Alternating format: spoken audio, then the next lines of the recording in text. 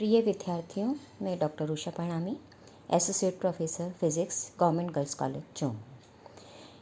प्रिय विद्यार्थियों, कल हमने देखा था कि वक्र रेखीय निर्देश तंत्र की टर्मिनोलॉजी को हम कैसे डिफाइन करते हैं और किस प्रकार से हम U1, U2, U3 के द्वारा उसके कोऑर्डिनेट्स को हमने व्यक्त किया था। आज हम देखना चाहेंगे कि वक्र रेखीय निर्देश तंत्र में अदिश क्षेत्र की प्रवणता को हम कैसे डिफाइन करते हैं। और हमने फर्स्ट ईयर में हम पढ़ चुके हैं कि हम अदिश क्षेत्र किसे कहते हैं और प्रवणता क्या होती है। आपकी जानकारी के लिए मैं एक बार फिर से इसको रिवाइज कर देती हूँ कि अदिश क्षेत्र वो क्षेत्र है जिसके प्रत्येक बिंदु पर मैं किसी अदिश राशि को जोड़ सकती हूँ। प्रत्येक बिंदु से किसी अदिश राशि को जोड़ना जा सकता है जिस क्षेत्र में, वो कहलाता है अदिश क्षेत्र। और अदिश क्षेत्र की जब हम प्रवणता निकालते हैं तो प्रवणता तो हम निकालते हैं अदिश क्षेत्र की, लेकिन प्रवणता निकलने के बाद वो राशि सदिश राशि बन जाती है, ये हमें समझना है। और प्रवणता की डेफिनेशन हमने दी थी कि अदिश फलन के मान में अधिकतम परिवर्तन की जो दर है वो क्या कहलाती है? अदिश फलन की प्रवणता कहलाती है। और ये कहाँ होती है? उस पृष्ठ के लंबवत होती है जहाँ हम उस प्रवणता को ज्ञात करना चाह रहे हैं। जैसे कि ये फिगर अगर मैं देखूँ तो यहाँ मैंने दो पृष्ठ लिए हैं, S1 और S2। एक पर मैंने फलन माना है अदिश फलन फाई, दूसरे पृष्ठ पर मैंने अदिश फलन माना है फाई प्लस डी फाई।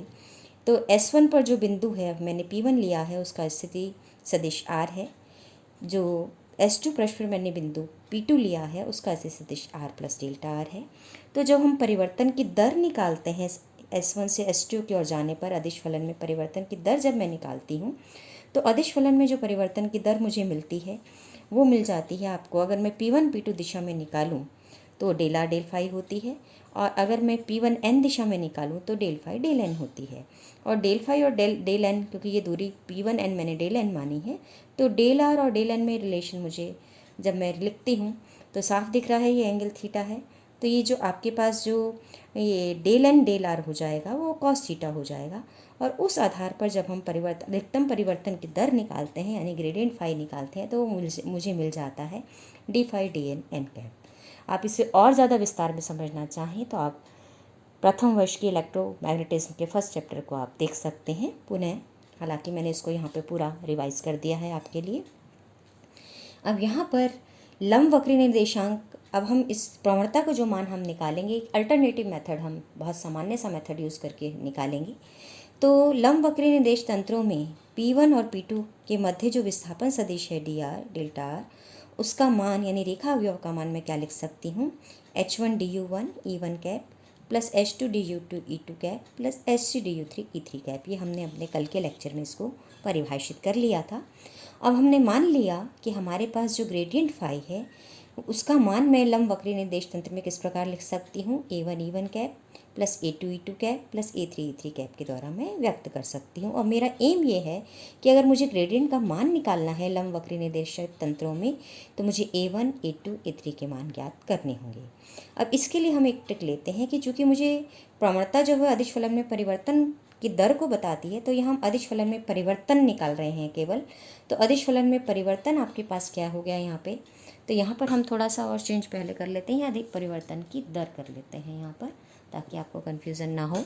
तो यहाँ पर आपके पास जो अदिश फलन में परिवर्तन है वो जाएगा अदिश फलन में परिवर्तन की दर इंटू कितनी दूरी, क्योंकि ये दर जो ली जा रही है दूरी के साथ ली जा रही है, इसलिए परिवर्तन निकालने के लिए हमने जितनी दूरी तय की जा रही है उससे गुणा कर दिया है। यानी डी फाई के मान को मैं ग्रेडियंट के टर्म्स में अगर लिखूँ तो लिख सकती हूँ कि डी फाई यानी gradient phi dot D R, जहाँ ग्रेडियंट फाई का मान क्या है? Del phi del N N cap, और N cap dot D R देखें तो हमारे पास डी एन ही होता है, इसलिए हम ये जानते हैं कि मैं डी फाई को किस रूप में लिख सकती हूँ? Gradient phi dot D r के रूप में मैं इसको लिख सकती हूँ। तो जब मैं इसको gradient phi dot D r के रूप में लिख रही हूँ तो मेरे पास ग्रेडियंट फाई का मान चूँकि मैंने माना है लंबवक्री निर्देशांकों में A1 E1 cap plus A2 E2 cap plus A3 E3 cap. अब यहाँ पर डॉट डी आर का मान मैंने पुट कर दिया है H1 DU1 E1 cap plus H2 DU2 E2 cap plus H3 DU3 E3 cap. अब दोनों का डॉट प्रोडक्ट करती हूँ तो लंबवक्री निर्देशांकों में मैं जानती हूँ E1 dot E1, E2 dot E2, E3 dot E3 1 होगा, बाकी सब शून्य हो जाएंगे, यानी E1 dot E3, E1 dot E2, E2 dot E3 सब शून्य होंगे। इसलिए हमारे पास ये माना जाता है डी फाई का A1 H1 DU1 plus A2 H2 DU2 plus A3 H3 DU3। अब डी फाई का मान एक और मेथड से मैं निकाल सकती हूँ, वो है आंशिक अवकलन से। तो आंशिक अवकलन से जब अदिश फलन में मैं परिवर्तन निकालती हूँ तो मुझे डी फाई का मान क्या मिलता है, यानी पहले u1 के परिवर्तन के साथ हम परिवर्तन देखेंगे, फिर हम u2 में परिवर्तन के साथ परिवर्तन देखेंगे, फिर हम u3 में परिवर्तन के साथ परिवर्तन देखेंगे। तो इसका मतलब मान हो जाएगा u1 में परिवर्तन होने पर फाई में कितना परिवर्तन है इंटू डी u1, यानी del phi del u1 D u1। फिर u2 में परिवर्तन होने पर फाई में कितना परिवर्तन है इंटू डी u2। फिर u3 में परिवर्तन होने पर फाई में कितना परिवर्तन है इंटू डी u3। अब चूंकि ये भी समीकरण 2 भी मेरे पास डी फाई को व्यक्त करता है, यानी अदिश फलन में परिवर्तन को व्यक्त करता है, और समीकरण 3 भी अदिश फलन में परिवर्तन को व्यक्त कर रहा है, इसलिए दोनों क्या होंगे, बराबर होने चाहिए। तो मैं क्या करती हूँ, u1 के गुणांकों की, du2 के गुणांकों की और du3 के गुणांकों की यहाँ पर मैं तुलना कर लेती हूँ।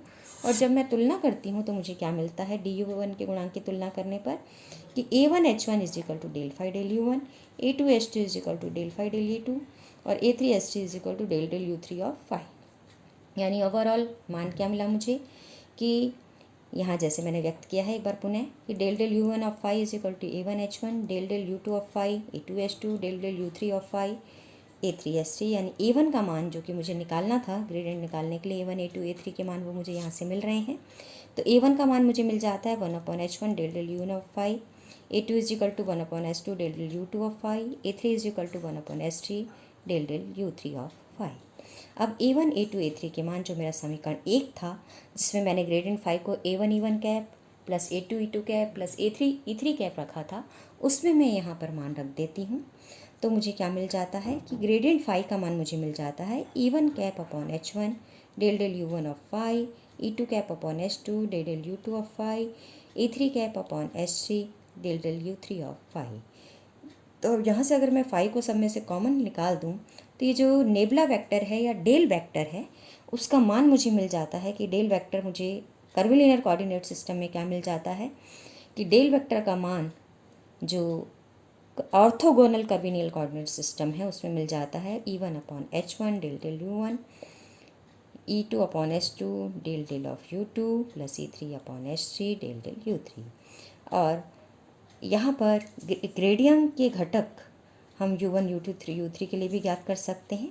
और वो कैसे निकालेंगे कि मैं अगर ग्रेडियंट u1 निकालूँ, यानी किसी एक ही दिशा में मैं ग्रेडियंट की बात कर रही हूँ, तो किसी एक ही दिशा में अगर मैं ग्रेडियंट की बात कर रही हूँ तो मैं डेल u1 का जब मान निकालती हूँ तो डेल u1 मुझे मिल जाता है आपके पास किसके बराबर कि डेल u1 मुझे मिलता है कि इसका मैं u1 के साथ कर लेती हूँ डिफरेंशियल, तो मुझे मिल जाता है आपके पास e1 upon h1 del del u1 of u1 plus e2 upon h2 del del u2 of u1 plus e3 upon h3 del del u3 of u1, क्योंकि मैं सब जगह ग्रेडियंट किसका निकालना चाह रही हूँ, u1 का। इसलिए चूँकि अब मेरे पास u1 का वेरिएशन u2 के साथ मैं नहीं निकाल सकती, इसी तरह u3 का भी नहीं निकाल सकती क्योंकि दो दिशाएं अलग अलग हैं, इसलिए ग्रेडियंट u1 मुझे मिल जाता है a1 अपॉन h1। इसी तरह ग्रेडियंट u2 मिल जाता है a2 अपॉन h2, यानी जिस दिशा में हम ग्रेडियंट निकालना चाह रहे हैं वो उसी सदिश से संबंधित होगा। तो डेल डेल u3 मिल जाता है e3 कैप अपॉन h3, जहाँ h1 h2 h3 मैं जानती हूँ पहले से कि ये स्केल फैक्टर्स हैं। और उक्त ये जो संबंध मैंने निकाले हैं इससे मैं unit vector e1 e2 e3 के मान भी ग्रेडियंट के पदों में निकाल सकती हूँ। तो ग्रेडियंट के पदों में मुझे ये मान क्या मिल जाते हैं कि यहाँ से अगर मैं देखूँ तो del u2 cross del u3 अगर मैं निकालती हूँ तो वो हो जाएगा e2 cross e3 upon h2 h3, और e2 cross e3 orthogonal curvilinear coordinate system में e1 कैप के बराबर होगा। तो इसलिए del u2 cross del u3 e1 upon h2 h3 होगा। इसलिए e1 का मान यानी यूनिट वेक्टर जो u1 दिशा में था उसका मान मुझे मिल जाएगा h2 h3 del u2 cross del u3, यानी ये ग्रेडियंट है, gradient of u2 into gradient of u3। इसी तरह e2 का मान मुझे मिल जाता है, यानी u2 दिशा में यूनिट वेक्टर का मान मुझे मिल जाता है h3 h1 gradient of u3 into gradient cross product है, ये क्रॉस प्रोडक्ट किसके साथ, ग्रेडियंट ऑफ u1 के साथ। इसी तरह तीसरी दिशा में मुझे जो यूनिट वेक्टर का मान मिलता है e3 कैप वो हो जाता है h1 h2 gradient of u1 cross product किसके साथ, ग्रेडियंट ऑफ u2 के साथ। तो इस प्रकार से मैं ग्रेडियंट के टर्म्स में भी यूनिट वेक्टर्स को व्यक्त कर पाती हूँ। अब यहाँ जब मैंने ग्रेडियंट और इसको समझ लिया है तो इसके समझने के बाद मुझे एक और चीज़ यहाँ पर कर्विलिनियर कोऑर्डिनेट में जोड़ने को मिलती है कि अभी तक जो मैंने देखा वो मैंने कर्विलिनियर कोऑर्डिनेट्स में जो मैंने डिफ़ाइन किया u1, u2, u3, वो उन वक्रों पर स्पर्श रेखाएं को निरूपित करते थे। वो कोऑर्डिनेट्स स्पर्श रेखी कोऑर्डिनेट्स थे। तो जब मैं ग्रेडियंट को मैं समझती हूँ तो मैं जानती हूँ कि ग्रेडियंट खींचा जाता है पृष्ठ के लंबवत। तो यहाँ हमने कर्विलिनियर कोऑर्डिनेट सिस्टम में 3 प्रकार के पृष्ठ डिफाइन कर चुके हैं हम कि u1 is equal to c1 पृष्ठ, u2 is equal to c2 पृष्ठ और u3 is equal to c3 पृष्ठ। और ये भी हम देख चुके हैं कि u1 और u2 पृष्ठ के बीच u3 कर्व होता है और u1 और u2 के बीच u3 होता है, u2 और u3 के बीच u1 और इसी तरह यानी हम ये कह सकते हैं कि आपके पास जो तीनों मेरे पास पृष्ठ हैं तो u1 और u2 के मध्य मेरे पास u3 कर्व बनता है। अगर इन दोनों पृष्ठों का कटान मैं देखूं तो इन दोनों पृष्ठों के कटान से मुझे मिलता है u3 कर्व। और अगर मेरे पास u1 और u3 है तो मुझे कौन सा पृष्ठ है तो इन दोनों पृष्ठों से मुझे मिलता है u1 वक्र, सॉरी u2 वक्र। u1 u3 से बनता है u2 वक्र। और अगर मैं ले रही हूँ u2 u3 पृष्ठ तो इनसे मेरा बनता है आपके पास u1 वक्र। तो ये तीनों हम पहले देख चुके हैं कि 2 पृष्ठों के मिलने से तीसरे वक्र का निर्माण होता है। तो यहाँ पर जब मैं पृष्ठों की बात कर रही हूँ तो पृष्ठों कर्व पे मैं स्पर्श रेखा कोऑर्डिनेट भी निकाल सकती हूँ। तो पृष्ठों की लंबवत अगर मैं बात करूँ तो मैं ग्रेडियंट की मैं बात कर सकती हूँ। तो इस प्रकार से मैं इन पृष्ठों पर लंब भी खींच सकती हूँ और उन लंबों को मैं किस रूप में स्पर्श रेखीय रूप में व्यक्त ना कर उनको मैं ग्रेडियंट के रूप में व्यक्त करूँगी। तो यहाँ पर अगर मैं देखूँ तो मैं ये बात कह सकती हूँ कि वक्र निर्देश तंत्र में यहाँ पर जो हम बात कर रहे हैं कौन सी की बात कर रहे हैं, वक्र रेखीय निर्देश तंत्र की बात कर रहे हैं। तो वक्र रेखीय निर्देश तंत्र में हम ये कह सकते हैं कि स्पर्शीय रेखा निर्देशांक जो u1 u2 u3 मैंने निकाले हैं उसके अतिरिक्त बिंदु P पर पृष्ठों u1 is equal to c1, u2 is equal to c2 और u2 is equal to c3 पर हम लंब भी खींच सकते हैं जिन्हें हम लंब किस रूप में निरूपित करेंगे, ग्रेडियंट u के निरूपित करेंगे। तो इस प्रकार अगर मैं पहले पृष्ठ की बात करूं यानी u1 is equal to c1 पृष्ठ की बात करूं तो उस पर जो लंब सदिश होगा उस लंब सदिश को मैं व्यक्त कर सकती हूँ ग्रेडियंट u1 से। तो इसलिए इस पृष्ठ पर जो एकांक सदिश है जिसे मैं निरूपित करूँगी कैपिटल E1 कैप से, वो लिखा जाएगा gradient u1 divided by modulus of gradient u1। ये बिल्कुल उसी तरह हम जैसे हमने स्पर्श रेखीय के लिए जब हमने निकाला था तो हमने ग्रेडियंट u1 की जगह कहा था डेल आर डेल u1 और एकांक सदिश निकाला था तो वो हो गया था डेल आर डेल u1 और फिर नीचे उसका del del u1 of r का हमने मॉडुलस लिया था यानी सदिश अपॉन सदिश का परिमाण। तो जो एकांक सदिश निकालने का तरीका है वही हम यहाँ यूज़ कर रहे हैं। तो एक बात यहाँ ध्यान रखें, जब हम स्पर्श रेखीय तंत्र की बात कर रहे थे, स्पर्श रेखीय निर्देशांकों की बात कर रहे थे तो मेरे पास जो सदिश था वो था डेल आर डेल u1 और जब मैंने E1 कैप को डिफाइन किया था वो था del del u1 of r और divide by modulus of del del u1 of r था। ये आपको पैरेलल में यहाँ बता रही हूँ ताकि आपको ध्यान आ जाए। तो ये तो था स्पर्शीय सदिश के लिए एकांक सदिश और ये है लंब, जब लंब पृष्ठ पर जो मैं लंब खींच रही हूँ लंब सदिश के लिए एकांक सदिश निकाल रही हूँ तो वो कैपिटल E1 से व्यक्त कर रही हूँ। तो इस प्रकार से तो वक्र रेखीय निर्देश तंत्र के प्रत्येक बिंदु पर मैं 2 समूह एकांक सदिशों के द्वारा निरूपित कर सकती हूँ और वो 2 समूह कौन से हैं जिसको मैं एकांक सदिशों का एक समूह है small E1 cap, small E2 cap और स्मॉल E3 कैप जो कि निर्देश वक्रों पर क्या होते हैं, स्पर्श रेखीय होते हैं, स्पर्शीय होते हैं। और दूसरा जो मैं तंत्र निरूपित कर सकती हूँ और वो क्या है एकांक सदिशों का सेट कि capital E1 cap, capital E2 cap, capital E3 cap जो कि निर्देश वक्री पृष्ठों पर क्या होते हैं, लंबवत होते हैं।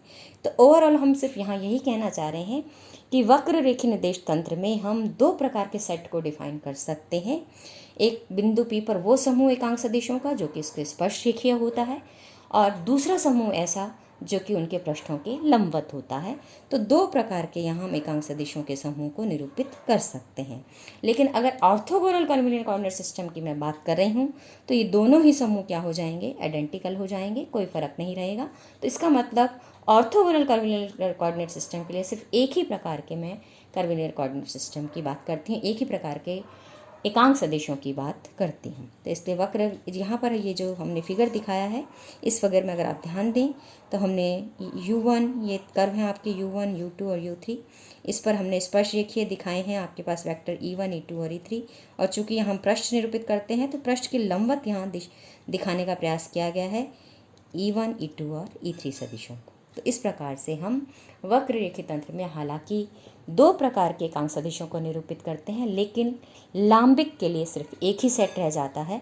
तो चूँकि हमने ग्रेडियंट को समझ लिया था, इसलिए हमने इसको भी यहाँ पे आपको स्पष्ट कर दिया है। तो अब यहाँ पर अगर हम देखें तो एक चीज़ और, चूँकि हमने जब स्पर्श रेखीय तंत्र की बात की है तो मेरे पास जो सदिश मिले थे वो मुझे मिलते हैं डेल आर डेल U1। स्पर्शीय सदिश मुझे क्या मिले थे? डेल आर डेल U1, या फिर मैं इसको यूँ कह सकती हूँ कि del del R1 of U1, del R of U1, del R of U2 और डेल R ऑफ U3। तो 3 सेट मुझे मिले हैं, U1 दिशा में, U2 दिशा में और U3 दिशा में। और जब मैं लंब दिशा में बात करती हूँ तो ये हो जाते हैं ग्रेडियंट U1, ग्रेडियंट U2 और ग्रेडियंट U3। तो ये रेस्पेक्टिव सिस्टम में, जब वो स्पर्श रेखीय सिस्टम की हम बात करते हैं वक्र रेखी के लिए, या फिर हम लंब के लिए बात करते हैं वक्र रेखीय सिस्टम में, तो ये दोनों ही रेस्पेक्टिव सिस्टम में सदिशों के परिवर्तन को बताते हैं। और ये परस्पर क्या है? रेसिप्रोकल सिस्टम के वेक्टर्स हैं। और ये हम देख चुके हैं कि del U1 of R, del U2 of R और डेल U3 ऑफ R, ये जो तीनों सदिश हमने पहले डिफाइन किए थे, ये तीनों ही सदिश मैंने क्या नाम दिया था इनको? आधार सदिश यानी बेस वेक्टर। तो जब मैं लंबवत एकांक सदिशों की बात कर रही हूँ तो उस तंत्र में अगर मैं देखूँ तो gradient of U1, gradient of U2 और ग्रेडियंट ऑफ U3 को हम नाम देते हैं यूनिटरी बेस वेक्टर्स, एककीय आधार सदिश। तो इस तरह से हम 2 तरह से टर्मिनोलॉजी डिफाइन कर सकते हैं, लेकिन ऑर्थोगोनल में ये सिर्फ एक ही प्रकार की रह जाती है। क्यों? क्योंकि ये दोनों जो आपके पास हम टर्मिनोलॉजी डिफाइन करते हैं, चाहे वो स्पर्श रेखीय सदिशों के लिए करें, चाहे हम लंब सदिशों के लिए करें, वो एक ही आइडेंटिकल होने से एक ही में परिवर्तित हो जाती है। धन्यवाद।